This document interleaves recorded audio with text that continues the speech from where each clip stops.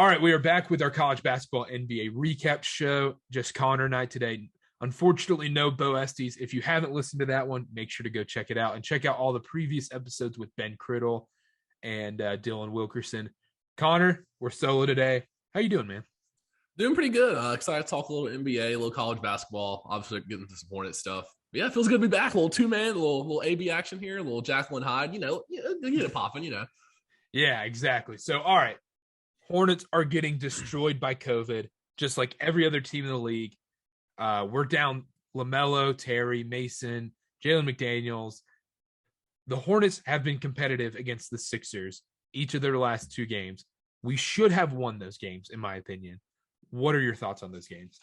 Well, the first thing I want to say is I don't know what's bolting us harder, COVID protocols or the refs, because I'm not one to sit here and complain about the refs just because I'm a biased fan, like a little bit. Like I know the sport. Like I'm not just gonna sit here and say the refs are screwing us. It just feels like you mentioned this on Twitter a little bit. You can get more into it. They're reverting back to like babying these superstars, especially Embiid, when he's the biggest superstar in the league, probably 7'2", 290, whatever he is. PJ Washington's 6'7". I'm not saying that he should be able to just like hack him the whole time, but they're getting these little touch fouls. He's trying to like get in front of the post, and the refs are not letting them play physical. Like it's a contact sport. Yeah, the issue is everybody loved it at the start of the NBA season. Everyone was like, "Oh, they're not calling those Trae Young, James Harden fouls." Yeah, everybody was like, "This is awesome!" Like the old NBA's coming back. It was way more entertaining, a little more like low scoring games. You'd see like every Cavs game seemed to be in the 90s. Yeah, but it's so much better when those fouls aren't back. You watch the Hawks and the Nets lately, and then obviously with the Sixers Hornets game, it's creeping back in big time. And that is a huge problem. I don't know why they feel like the need to call it. These players just keep complaining and getting their way. The refs just don't call it. Just don't listen to them. It's that easy. They've let it go on for so long that the players in the league right now are so accustomed to it. They're like, it's just like old habits die hard. Like they are still going to complain.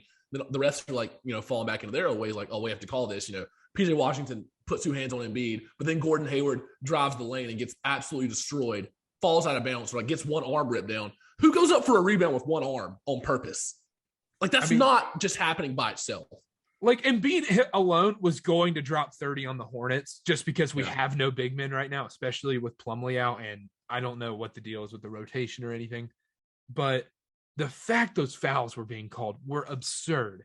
He was already getting whatever he wanted. And I do like to blame the refs from time to time. I guess, you mentioned you're like, oh, I don't like to blame the refs.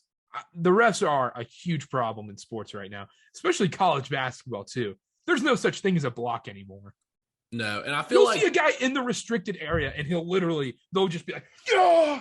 They want to get that momentum call. They want to be the stars. A lot of refs play the emotions of the crowd or play their own emotions. If there's a huge call, like a potential charge or blocking foul, they're going to call that charge. They're going to take two skips. Oh, they're doing the Joe Crawford two-step hop. Yeah, they want to be the star of the show, and that can't be it. Like they're not being hired to be entertainment. They're being hired to officiate the game in a non-biased way.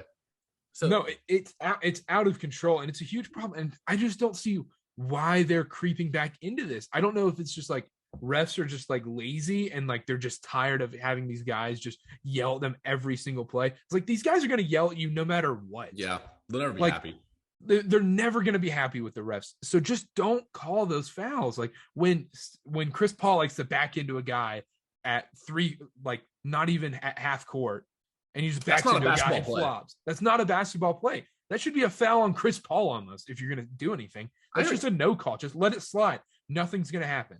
They've done a decent job of doing that with like the jump shooting, like when they kick their legs out or like doing irregular motion. They call that. I feel like the crab dribble stuff and all that is the same principle there. Exactly. We cannot have this back. But let's go back to the Hornets. I'm just impressed that we were in those games for not having Terry and LaMelo and Mason Plumlee. Like you mentioned, we don't have a point guard. We're missing 5 rotational guys. Ish Smith. Oh, and Ish Smith is out too. Yeah. Yeah. So that would have been our other point guard who played really well in his only start against the Hawks before he got taken out with COVID protocols.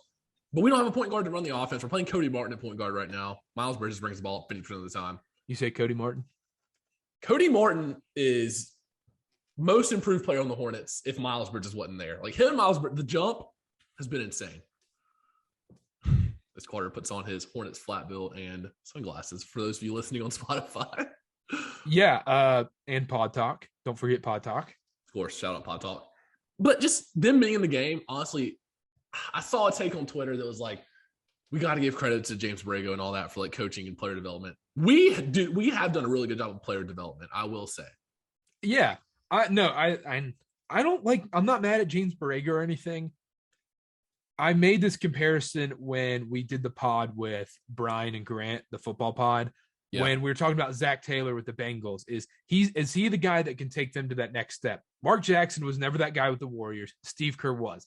Is James Borrego that guy with the Hornets that can take us to that next step? We haven't seen it yet. I think this year is a big sign. If we do not we have to make the top 8. I think we have to have a home game in the play-in. If we do not make the playoffs this year, the actual playoffs, even after the play-in game, he has to go, I think. This year, more than any other year in recent years, I guess, the East is weaker than even it has been before because you have the Nets who don't have Kyrie, who seem like they are I think Kevin Durant. But to go off that, I don't think the top half of the East is not as strong, but I think the East as a whole is stronger. Yeah, and that's our problem. There's not as many like top tier teams that are like, oh, if we match up with this team, we are going to get swept instantly. Like if we match up with the Nets and KD gets like, God forbid, gets hurt or like has an off night, we're probably winning a game or two. Yeah, absolutely. And I mean, it's so weird that you talk about like title favorites and stuff. There's no one I'm really like, oh man, it has other than the Warriors, because I think the Warriors are clearly they're clearly the best team in basketball right now. I don't know. The Suns kind of exposed them a little bit. No, the only thing is, Bo mentioned it on our pod before. Go check it out if you haven't listened.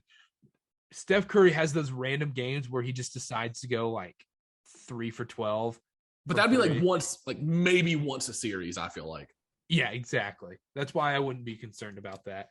And if they're having to bring DeAndre Ayton out to the 3-point line, I'm honestly not worried about that. Especially with Clay coming back and James Wiseman. I'm just so excited to watch that. I agree. It's a great time to be an NBA fan. But real quick on the Hornets one more time. JT Thor has really shown some flashes. In the couple games he's gotten consistent minutes. Like that, his first great call by Eric Collins, crazy dunk. Yeah. God of Thunder, a little drop the lightning, whatever it was. But yeah, he's actually shown like flashes. He's lengthy. He can shoot the 3 at a decent clip. Like his jumper doesn't look broken for a guy his size. He's not a Michael Kidd-Gilchrist. And, he can defend at multiple levels. He was even, rebounding over Drummond last night. He got that nice and one putback. Like he's shown flashes. Let me throw something out there. Yeah. Who would you rather have playing right now on the Hornets, Jalen McDaniels or JT Thor? I think I have to go JT Thor just because he brings the energy. He's not like, I feel like Jalen McDaniels has that mindset now where it's like third year, like it's time for me to take the next step. No. I will put this perfectly. Jalen McDaniels is an all-time Spurs player, like Kyle Anderson, the slow guys. He's on the all-slow team. I can agree with that. Like he just Kyle has too Anderson. Much, I'm trying to think too much of an ego. He's too much of an ego right now. Like he takes these like contested threes. Like he makes it from the corner sometimes. But like some of these drives he does and like those are like a running hook or like a floater. What the hell? Like what are you doing? Yeah. I just think like JT Thor fits our rotation better. What we're trying to do. Like I think he would play his role a lot better. That makes sense. Exactly. But I mean, I'm honestly not. I actually like where the Hornets are at right now. Luckily, I got my Jazz Hornets tickets. LaMelo should be back by then. Do they have a timetable when they're supposed to be back? So it's at least 10 days. They got out on the 4th. I was looking at this earlier. So they would be eligible to return halfway through our 6-game West Coast trip. I think is what it is. So they would be eligible to return like after the third game. Like not the Nuggets. So like the 15th. I don't know exactly. Yeah, because I think is that the Kings again, or the Mavericks? They would be eligible returning us the Spurs. Okay. Yeah, I'm honestly not worried about. They might only miss 2 more games, honestly, because we play the Kings tomorrow at home and then we play at Dallas. But then after that, they should be eligible to return for the Spurs, Blazers, Suns, Jazz. Like hopefully at least 3 of those games. Yeah, not bad. Yeah. I'm on. Yeah. Like honestly, after watching them without these guys, I'm like so happy that they're actually in these games. They should have been when they came out against the Hawks as only a 7-point underdog. I'm like, like Vegas knows something because they should have been a 13-point underdog with how little people we had. But the thing is, the Hawks, they weren't missing. Now Trae Young and John Collins and like most of their stars played, but they were missing like Cam Reddish didn't play, Bogdanovich didn't play. They were missing a couple guys too. DeAndre Hunter's out. Yeah, but not like to the level we are. I see what you're saying. Yeah. All right. Enough on the Hornets. We didn't talk about this before the show. Are you a little worried about these? Well, we kind of talked about it. Are you a little worried about these COVID protocols that it might suspend the season or something like that? Because everybody's getting just railed by COVID. The thing is, I don't know if they'll suspend the season. I highly doubt they would do that. I could see maybe like a 10-day pause. Yeah. In the next month or so. Like, I feel like they could pause the NBA. I don't know how soon we're talking, maybe like next couple of weeks and then bring it back for Christmas. Like, who knows? But I could see a little pause because I was thinking about that earlier today. Because like the Bulls have 5 players in the protocols. We have 5 players in the protocols. Rick Carlisle for the Pacers just tested positive. So, yeah, I don't know if there's a better time to be a G League player. I agree because these guys are not like, we see with the Hornets, like Booknight getting minutes now, JT Thor getting his first action of the season. Then you got the Bulls. They're having to play a couple of young guys. Ayo Dosunmu, who's been in the rotation, got like 40 minutes the other night. So these guys are getting this experience, but it's coming at the expense of their record because the Bulls are top team in the East. And I didn't even think about this. How are G League teams playing right now? Dude, I was thinking about that. Like, you don't hear anything about like yeah, like as a G League player, like do they test in the G League? They're like, shh. I feel like they don't because I've been following the Swarm pretty closely. I've watched a couple games there. I've not seen one player miss a game because of COVID protocol. Not one time. Hey, they're just doing a real good job down there in Greensboro. Shout out the Swarm. That's what I'm saying. The protocol is just health and safety all around. Love to see that. Awesome. Okay, well, let's talk about the Steph Curry 3-point record. Mm-hmm. Do we even really need to talk about this? Because I mean, anybody who doesn't think he's the greatest shooter of all time is possibly just shouldn't be able to like talk. They might be a butthurt LeBron fan. Yeah, if that's what they think. Nah, but shout out one of our friends. But yeah, I don't know. The thing is, he said he's going to try to break it last night, which I thought was pretty funny. But now what was he 10 away? I could realistically see him breaking it in one game now. If he comes out there and shoots 23s, who's their next game? Like, I can look this up. Yeah, no, I mean it was inevitable. They played last night against the Blazers. They play the Sixers.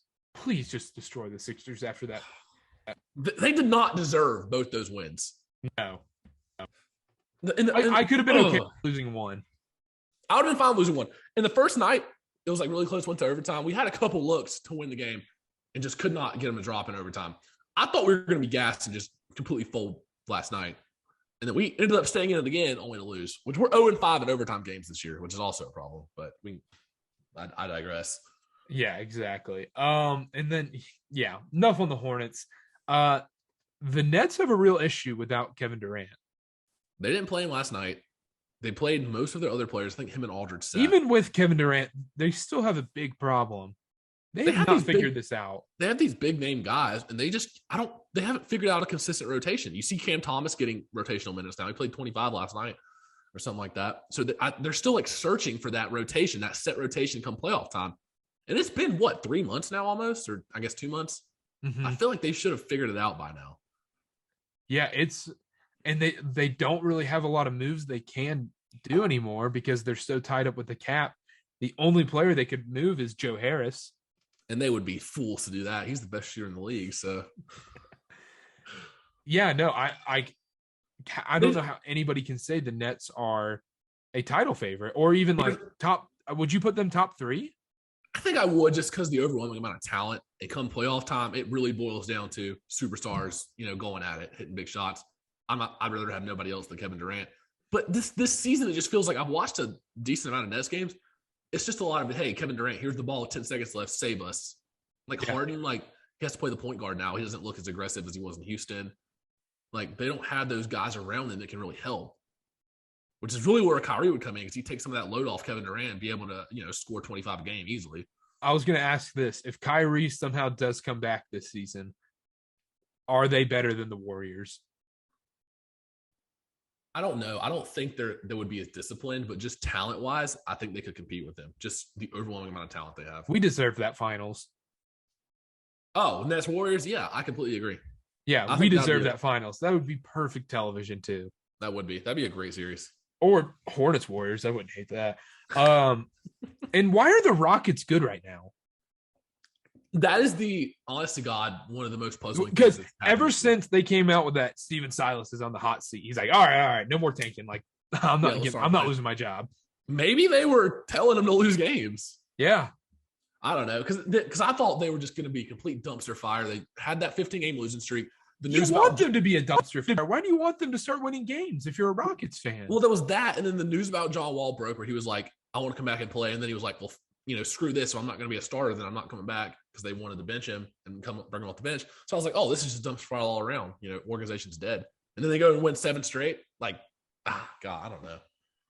Yeah, no, like if you're a Hornets, I mean, like when the Hornets were never going to be able to like really make the playoffs, but they still were somehow receiving the 11th pick every year. Yeah. It's the worst place to be in sports. It is. It sure does look stupid on our part to let go of Christian Wood now too, because he is having I know monster swarm year. Legend.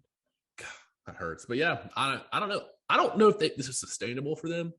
I'm not a huge Houston Rockets guy. I feel like it's not. Maybe their schedule hasn't been like crazy hard the last full stretch, but shout out them, I guess. Yeah, I mean, good for them. Who knows? I got something. What's up? How about Caleb Martin dropping a quick 28 piece on ESPN last night against the defending champions? The Martin twins. They've been on the same team their whole career, and now they split apart, first year apart. Cody Martin takes that next step. Caleb Martin getting consistent minutes on a contending Heat team. I would have never guessed that. And Cody Martin is good. He is. And he is so valuable to this Hornets team.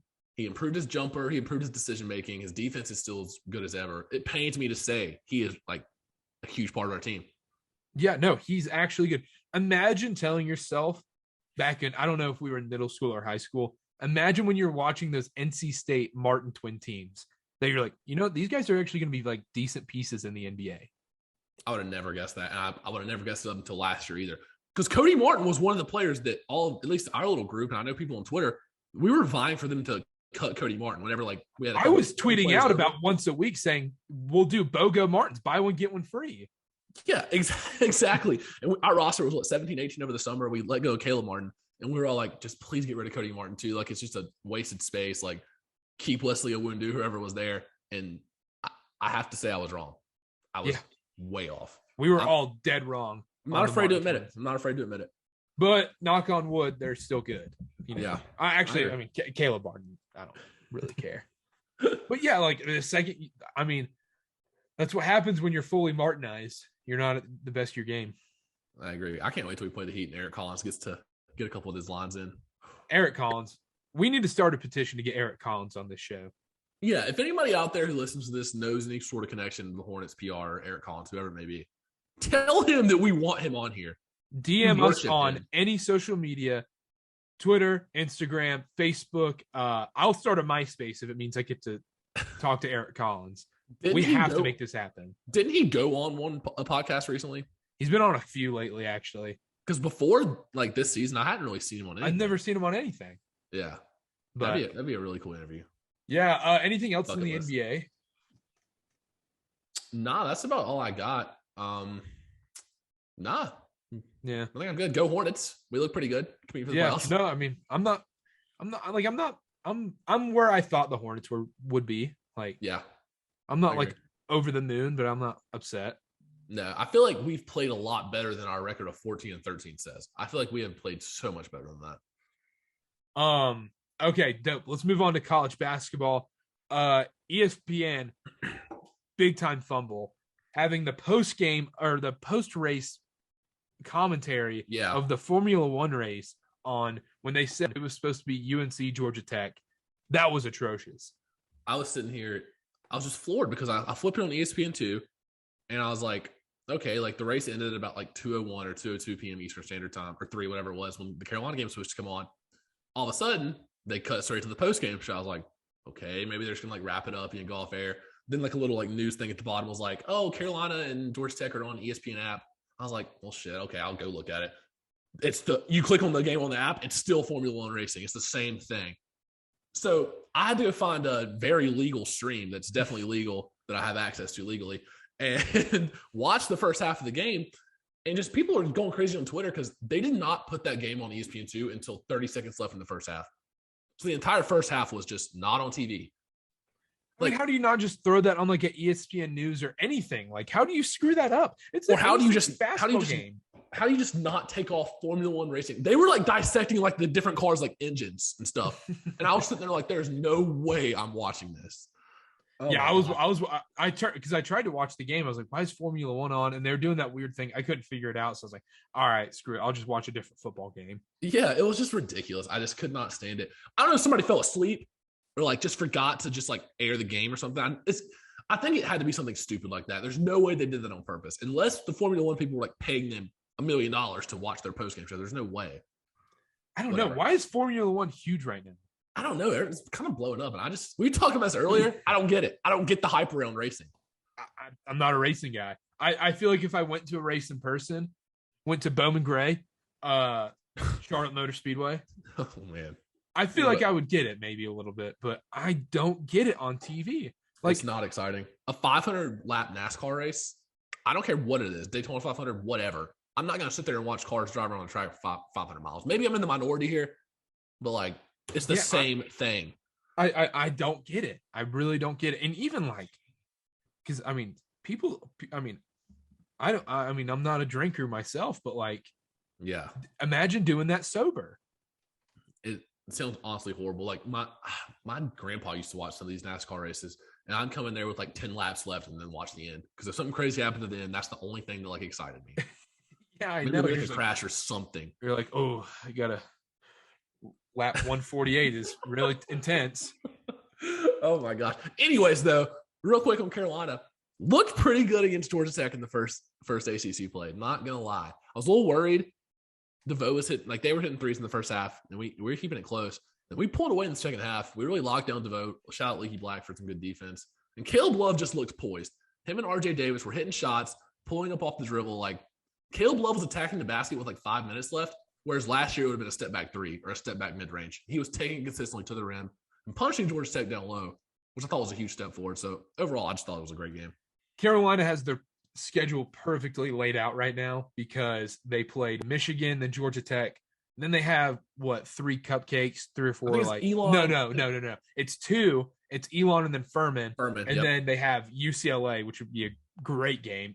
Take the over. It's gonna be like 162.5. Yeah, yep. And then we have App State. Yeah. Let me I said it before the show. I don't know what the spread will be. App State will cover no matter what. Don't be surprised if App State wins that game. That because I could see Carolina beating UCLA in a huge letdown spot. This is not football. They're not going to come out there and like compete like that. This is basketball. App State isn't bad. Yeah. Okay. Well, compared to Carolina, maybe if that happens, then College of Charleston made y'all a close game. Well, yeah, Brown was a close game. What do you mean? Brown was a close game. I feel like we're in a better place than we were at the beginning of the year. I know it's only been a few games. Yeah. I guess we'll see. Yeah, but you have it perfectly laid out where you guys can just get going. You guys don't have to like play too hard against Elon and Furman. So yeah, get a couple nice wins under the belt. But you also got a nice road win against Georgia Tech, though. Yeah, that was huge to kick off conference play.